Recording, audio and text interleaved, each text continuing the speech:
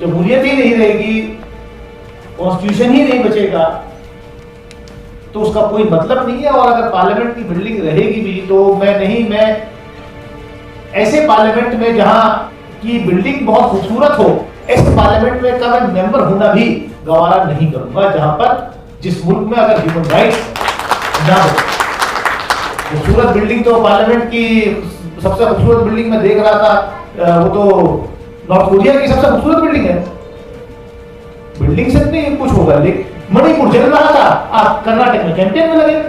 आज के हालत हो, अगर टाइम रहते इंटरवीन किया होता, जो नॉर्थ ईस्ट हमारे स्टेट पीसफुल तरीके से फिर दोबारा उत्तराखंड में लोगों को एक्सोडस किया जा रहा। स्कूल आप बनाते नहीं, यूनिवर्सिटी कॉलेज आप बनाते नहीं, जो हमारे लोगों ने अपनी मेहनत की कड़ी कमाई से कुछ लोग निकले हैं, छोटे मोटे इदारे जिन्होंने बनाए हैं, स्कूल बनाए हैं, जो इस मुल्क की गंगा जमुनी तहजीब को बरकरार रखना चाहते हैं। अगर गंगा जमुना नाम से कोई स्कूल इदारा बना भी लिया और उस इदारे में अच्छा रिजल्ट बोर्ड के एग्जाम्स में हासिल कर लिया और उसको सेलिब्रेट करने के लिए एक बैनर अपने स्कूल के बाहर लगा दिया, तो उस स्कूल की रिकॉग्निशन आप कैंसिल कर दो, उस स्कूल के बाहर बुलडोजर भेज दोगे।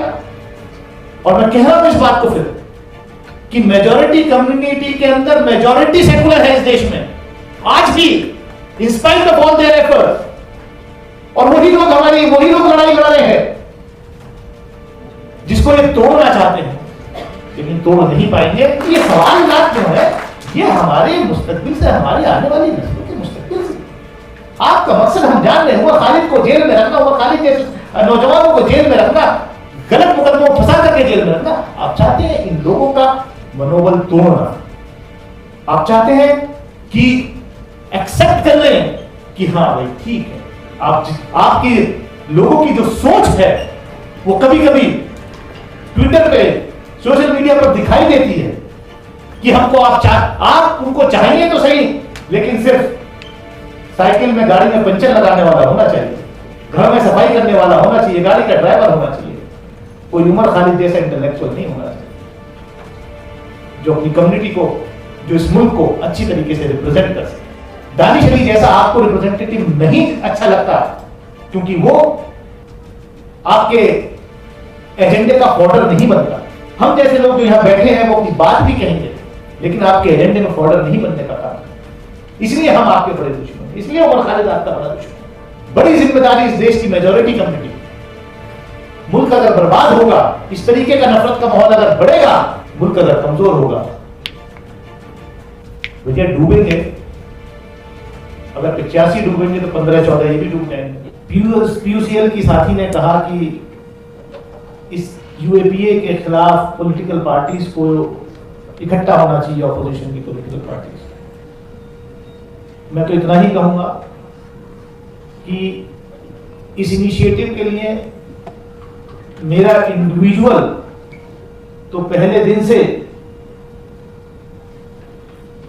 समर्थन रहता है, और मैं कभी कभी इन इश्यूज पर रिस्क लेकर के अपनी पार्टी के भी लाइन के खिलाफ चला जाता हूं, जिसकी मुझे कोई चिंता नहीं होती, क्योंकि अगर डेमोक्रेसी इस मुल्क में, जमहूरियत रहेगी, संविधान रहेगा, तभी पॉलिटिकल पार्टीज और इंडिविजुअल एमपी एमएलए रहेंगे। जब जो संविधान की मूल रचना है उसको क्या हम इंप्लीमेंट कर रहे हैं या नहीं, ये बड़ा सवाल है। और मैं मुबारकबाद देता हूं कि इन सवालों को लेकर के उमर खालिद जैसे नौजवान वो निकले थे सड़कों पर। और जैसा नदीम भाई ने जिक्र किया कि मैं अपने आप को सौभाग्यशाली मानता हूं कि मैं ऐसे इदारे से आया निकल के जहां पर जो इदारा फ्रीडम मूवमेंट का एक पौधा, और जब सीएए लाया गया तो उसके विरोध की शुरुआत भी जामिया मिलिया इस्लामिया से हुई, और जामिया के हमारे साथी, हमारे जूनियर्स, मतलब उन्होंने कुर्बानियां दी, और जेलों में बिना किसी, मतलब मैं कह सकता हूं कि जिन बच्चों को वहां के जेलों में डाला गया उनका कॉन्स्पिरेसी से, क्रिमिनलिटी से कहीं दूर दूर तक कोई वास्ता नहीं हो सकता।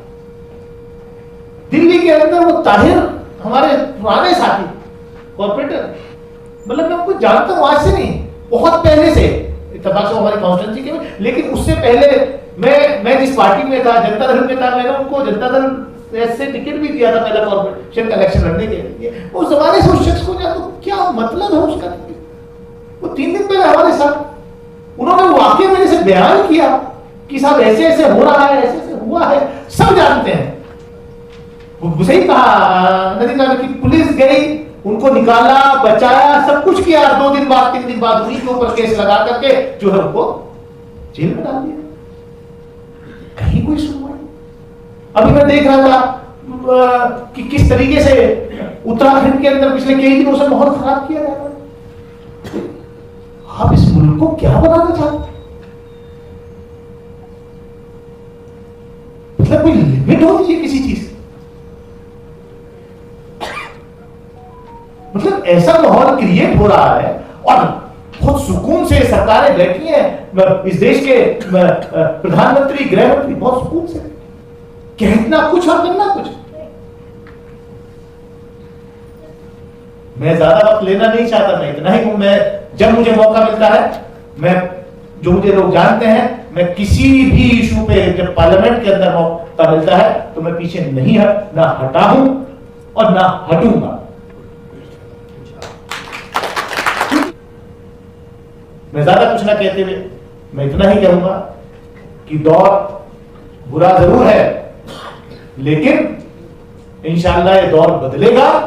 लोग जाग रहे हैं, ऐसा नहीं है। और मैं एक बात और कहता हूं, तो इसलिए ज्यादा वक्त नहीं है, लोग जाग रहे हैं। अभी जिस तरीके के रिजल्ट्स पॉलिटिकल आ रहे हैं और आने वाले वक्त में, आने वाले कुछ महीनों में और अच्छे आएंगे इंशाअल्लाह। 24 जो है वो इन सब मसलों से निजात दिलाएगा। हाँ, एक बात जरूर है कि